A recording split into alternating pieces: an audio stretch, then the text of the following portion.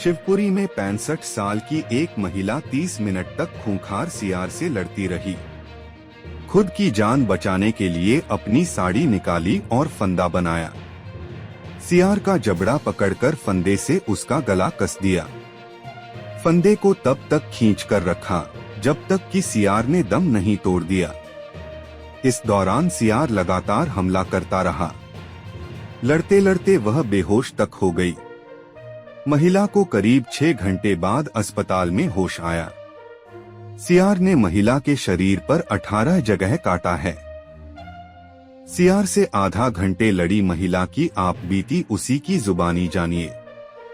बोली, आंखों के सामने अंधेरा छा गया था।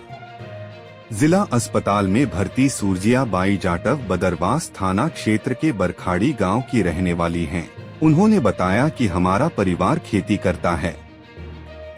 घर पर मवेशी भी हैं, उन्हीं के लिए हर दिन घास लाना होता है।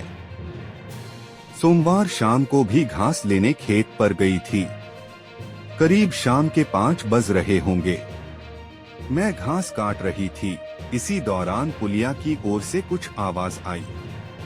मैं कुछ समझ पाती इसके पहले ही एक सियार मुझ पर झपट गया। एकाएक हुए हमले से मैं जमीन पर गिर गई। सियार ने मुझे काटना शुरू कर दिया। सबसे पहले उसने मेरे पैरों पर दांत गड़ाए। मैं दर्द के मारे चीख उठी, लेकिन कोई मदद के लिए नहीं आया क्योंकि खेत के आसपास तब कोई नहीं था। मेरे चीखते ही सियार और ज्यादा हमलावर हो गया। वह हाथ पर काटने लगा। मौत आंखों के सामने दिखने लगी। पहले तो कुछ समझ नहीं आया, सियार मुझे नोच रहा था। कुछ ही देर में यह समझ आया कि अब मरना तय है, एक बार लड़ूं तो। मैंने हिम्मत जुटाई और दोनों हाथ से सियार के कसकर जबड़े का पकड़ लिया। वो थोड़ा कमजोर पड़ा तो तेजी से पलटी मारकर उसके ऊपर बैठ गई। सियार को संभालना मुश्किल हो रहा था।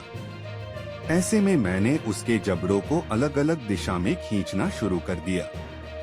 लगातार जबड़े खींचने से खून आने लगा। वह घायल हुआ तो हमला करना कम किया।